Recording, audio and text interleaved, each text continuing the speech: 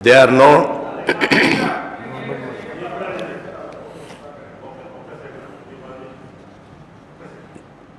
అధ్యక్ష గౌరవ ముఖ్యమంత్రి గారు ఇట్లా ఇవాళ చాలా కలగా ఉంది హౌస్ కూడా 2-3 సార్లు ఈ సభకు కూడా వచ్చే ప్రయత్నం చేయాలా రావాలి గతంలో ఆనవాయితీ ఒకటి. రెండోది అధ్యక్ష పోలవరం ఇష్యూలో 4 గ్రామాలు ఇప్పుడు తమరు దయచేసి ఆల్రెడీ ఎన్జిటిలో మన స్టేట్ గవర్నమెంట్ పిటిషన్ కూడా పెట్టింది 100 గ్రామాలు మునిగే ప్రమాదం ఉంది.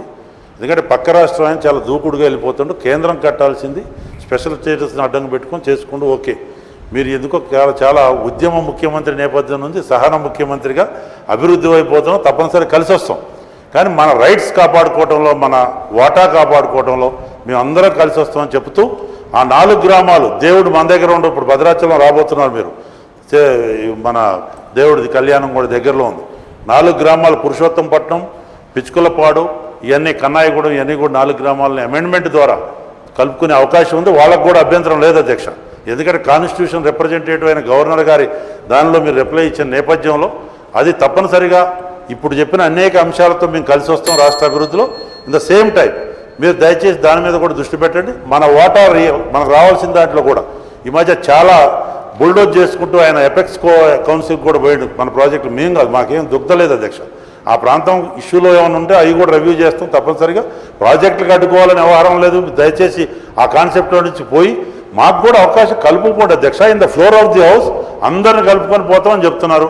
కానీ మాకు అపాయింట్మెంట్లు కానీ దయచేసి ప్రతిపక్షానికి కూడా ఒక స్కోప్ ఇచ్చి, తమరికి ప్రగతి భవన్ అంత పెద్ద దానికి కూడా ఒక స్కోప్ ఇచ్చి మాకు కూడా అవకాశం ఇచ్చి అనేక ఇష్యూస్ అధ్యక్ష మేము కూడా రిప్రజెంటేటివ్స్. మీరు టీఆర్ఎస్కే ముఖ్యమంత్రి గారు, రాష్ట్రానికి ముఖ్యమంత్రి, కాంగ్రెస్ మొదటి నుంచి డిఎన్ఏ కూడా ఉందని మా ఎల్ఓపి చెప్పారు. మరీ అంత అటాకింగ్ మూడ్లో కాకుండా మా పిసిసి ప్రెసిడెంట్ మాట్లాడండి, ఎవరు మాట్లాడండి, ప్రజల వాయిస్ అధ్యక్ష. దయచేసి ముఖ్యమంత్రి గారు. అధ్యక్ష, సుధాకర్ రెడ్డి గారు చెప్పినట్టు మేము ఎవరి ఎడల అమర్యాదగా ప్రవర్తించే అవసరం కూడా మాకు లేదు అధ్యక్ష. కానీ ఒక ఆరోపణ చేసినప్పుడు తప్పకుండా రిప్లై చేయాల్సి వస్తుంది. అది definitely we have to answer, అంతకు మించి వేరేం లేదు. కానీ సుధాకర్ రెడ్డి గారు నాకు చాలాసార్లు కలుస్తూ ఉంటారు అధ్యక్ష, ఇంటికి కూడా వస్తూ ఉంటారు. నేను త్వరలోపలనే షబ్బీర్ అలీ గారిని, సుధాకర్ రెడ్డి గారి ఇద్దరిని ప్రగతి భవన్ పిలిచి బ్రహ్మాండమైన భోజనం కూడా ఏర్పాటు చేస్తాం. చాలా గౌరవప్రదంగా వారు ఏం చెప్పినా సరే దాన్ని స్వీకరిస్తాం అధ్యక్ష, దానికి అభ్యంతరం లేదు. రెండవది వారు చెప్పింది అధ్యక్ష, కొన్ని సందర్భాల్లో కొన్ని అపోహలు జరుగుతూ ఉంటాయి అధ్యక్ష. చంద్రబాబు నాయుడు గారికి నేను చాలా స్పష్టంగా చెప్పినాను, అమరావతి వెళ్ళి వారితో మాట్లాడినప్పుడు చెప్పినాను, మీరు అవసరం లేని గ్రామాలు కూడా ఆర్డినెన్స్ ద్వారా తీసుకున్నారు, అది కరెక్ట్ కాదు. డెఫినెట్గా కొన్ని గ్రామాలు ఇవ్వాలంటే వారు కూడా అంగీకరించిన అధ్యక్ష. మళ్ళీ ఒకసారి జాయింట్కి ఇద్దరం కలిసి చెప్పుదాం సెంట్రల్ గవర్నమెంట్కి అన్నారు.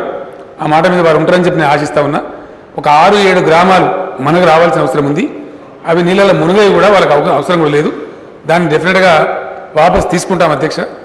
రెండవది పాలమూరు రంగారెడ్డి ఎత్తిపోతల పథకం విషయంలో కూడా రంగారెడ్డి జిల్లాలో ఇంకా పనులు ప్రారంభం కాలేదనే మాట ఒకటి వినిపిస్తూ ఉంది. 100% ఆ స్కీమ్ పేరే పాలమూరు రంగారెడ్డి ఎత్తిపోతల పథకం అధ్యక్ష. వికారాబాద్ జిల్లాకు 100% అక్కడి నుంచి నీళ్ళు వస్తాయి. పాలమూరు రంగారెడ్డి స్కీమ్లో అనంతసాగర్ అనే ఊరు వద్ద వికారాబాద్ జిల్లా కోసం డెడికేటెడ్ కట్టినటువంటి ప్రాజెక్టు కూడా ఐ థింక్ షార్ట్ పీరియడ్లో టెండర్లు పిలుస్తూ ఉన్నారు. కాబట్టి దానికి కూడా ఇబ్బంది అక్కర్లేదు.